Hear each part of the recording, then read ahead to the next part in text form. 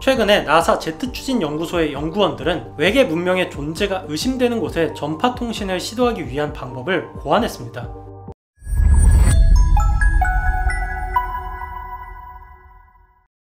(1974년) 아레시보 전파 천문대는 인류 역사상 한 번도 시도되지 않았던 대담한 프로젝트를 실행했습니다.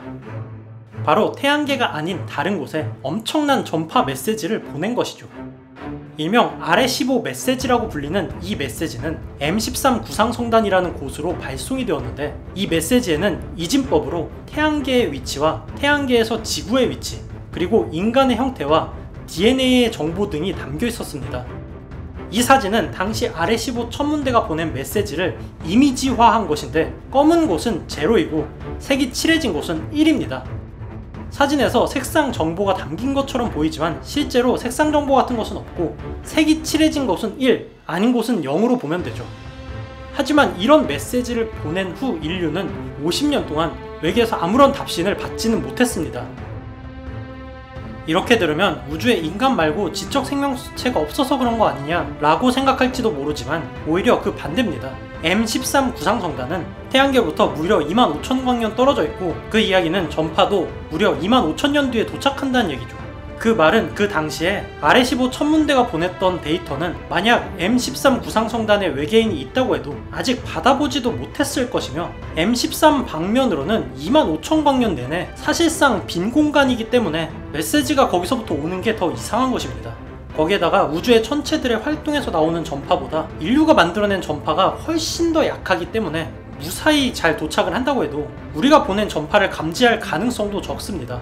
인류 정도의 기술력으로는 이 전파를 감지하는 건 택도 없기 때문이죠. 이러한 이유로 인류가 어딘가로 전파를 보낸다고 한들 외계 문명과 통신할 가능성이 거의 없었기 때문에 아레시보 천문대 이후에는 이러한 시도가 다시 실행되진 않았습니다. 뭐 지금까진 말이죠. 최근에 나사 제트추진연구소의 연구원들은 외계 문명의 존재가 의심되는 곳에 전파 통신을 시도하기 위한 방법을 고안했습니다. 1974년도만 해도 인류는 외계 행성을 단 한 개도 발견하지 못했기 때문에 어디로 메시지를 보내야 할지를 몰랐고, 그 때문에 많은 별들이 모여있는 M13 구상성단으로 메시지를 보냈던 것이죠. 하지만 M13 구상성단은 25,000광년이나 떨어져 있고, 이곳의 외계 행성의 존재도 모르지만 현재는 1991년 이후 외계 행성들이 발견되기 시작해서 5,000개 이상의 외계 행성이 발견이 되었고, 이 말은 메시지를 보낼 곳이 더욱더 명확해졌다는 것입니다. 또한 50년 전에 보냈던 아레시보 천문대의 메시지는 코드를 해독을 한다고 하더라도 우리 은하 내에서 태양계의 위치를 정확하게 알 수가 없었습니다. 왜냐하면 당시에는 우리 은하에 존재하는 13개의 펄서를 이용해서 태양계의 좌표를 표시를 했는데, 이게 너무나도 부정확했다는 것이죠. 때문에 연구팀이 구상했던 아이디어는 은하의 중심과 그 주변에 있는 주요 구상성단들을 이용해서 태양계의 좌표를 전송을 하는 것인데, 이렇게 할 경우 천문학이 발달하고 우리 은하의 중심과 주변의 구상성단의 위치를 정확하게 알고 있는 외계 문명이라면 메시지만 보고서 태양계를 찾을 수도 있다는 것입니다.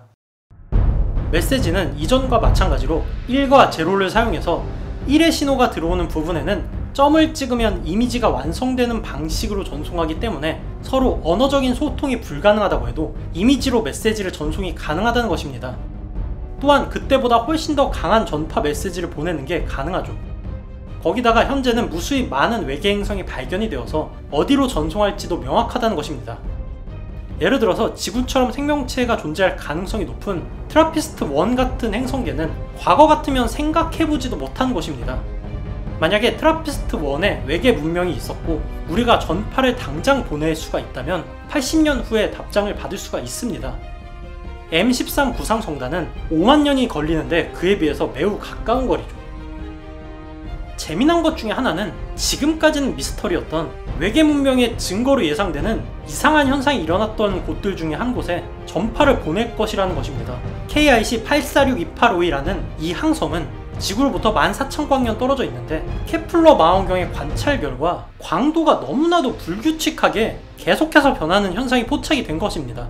천문학계에서는 이게 도저히 자연적으로는 발생할 수 없는 현상이라고 해서 과학자들이 충격에 빠졌었던 사건인데, 일각에서는 이러한 현상을 두고 다이슨 스피어의 존재로 인한 결과라는 상상도 했었죠. 만약 이런 게 사실이라면, 그리고 이곳에 존재하는 외계 문명이 아직도 전파를 사용을 하고 이걸 통해서 외계 문명을 그들도 찾고 있다면 충분히 우리가 보낸 전파를 감지가 가능할지도 모릅니다. 다만 이러한 경우에 스티븐 호킹이 우려했던 시나리오처럼 외계 문명이 우리에게 호의적이지 않을 가능성이 높다는 것을 고려해야 합니다. 다행인지는 모르지만 우리가 아무리 강력한 전파를 쏴보낸다고 하더라도 항성에서 나오는 전자기파들보다는 너무나도 약하기 때문에 이를 감지하는 것은 인간의 기술력으로는 불가능하지만 정말로 다이슨 스피어를 만들 정도의 문명이라면 어떻게 될지 모르기 때문이죠. 그래도 아직까지 인간이 방출한 전파를 보고 찾아온 외계 문명이 없으니까 외계 문명이 없다라고 생각할지도 모르는데, 우주의 항성들 숫자를 생각을 하면 이것 또한 착각이라는 것입니다. 우리 은하에만 약 최소 2천억 개 이상의 항성이 있고 외계 행성은 적어도 1조 개 이상으로 예상을 하고 있습니다. 항성의 개수가 전 세계 인구수보다도 25배 이상 많은 것이죠. 이게 얼마나 큰 숫자냐면, 만약 우리가 항성 한 곳에서 외계 문명이 존재하는지 정확한 여부를 하루에 한 곳씩 파악을 할 수가 있다고 해도 우리 은하에 있는 모든 항성들을 다 뒤져보려면 2천억 일이 넘게 필요하다는 것입니다. 하루에 한 곳씩 외계 문명이 확실히 존재하는지를 밝혀낸다는 것도 사실 엄청난 건데, 이거를 하루에 한 곳씩 한다고 해도 5억 5천만 년이 필요하다는 것이죠. 때문에 우리 은하에 다른 문명이 있고 우리를 아직도 발견 못했다고 해도 이게 충분히 수학적으로는 설명이 가능하다는 것입니다. 문제는 우리가 인위적으로 외계 문명이 있을 가능성이 높은 항성들의 메시지를 보냈을 때 실제로 거기에 외계 문명이 있었다면 이러한 이유들로 발견 못했던 우리의 존재를 그들이 알아챌 수도 있다는 것입니다. 또한 파악되지도 못했던 문명이 전파 신호를 보낸다는 것 자체를 위협으로 느낄 가능성도 있죠. 하지만 많은 과학자들은 스티븐 호킹과는 다르게 그로 인해 외계 문명에서 실제로 우리의 전파가 노출될 가능성은 높지 않다라고 생각을 합니다. 특히 이번 프로젝트를 주장을 했던 테일러 박사는 이러한 우려에 대해 다른 문명은 우리와 다르게 더 평화롭고 호의적일 수도 있다는 답변을 내놨습니다. 어찌되었던 RS-15 천문대 메시지 50주년이 되는 2024년에 50주년 기념으로 우주에 훨씬 더 강력한 메시지를 보내기 위한 계획이 진행 중입니다. 이번에 보낼 메시지는 50년 전보다 훨씬 더 강력한 전파가 될 것이고, 은하계 내에서 태양계의 위치를 더 명확히 표시하며 외계 문명이 존재할 가능성이 높은 우리 주변에 있는 외계 행성들로 이 전파가 전송이 될 예정입니다.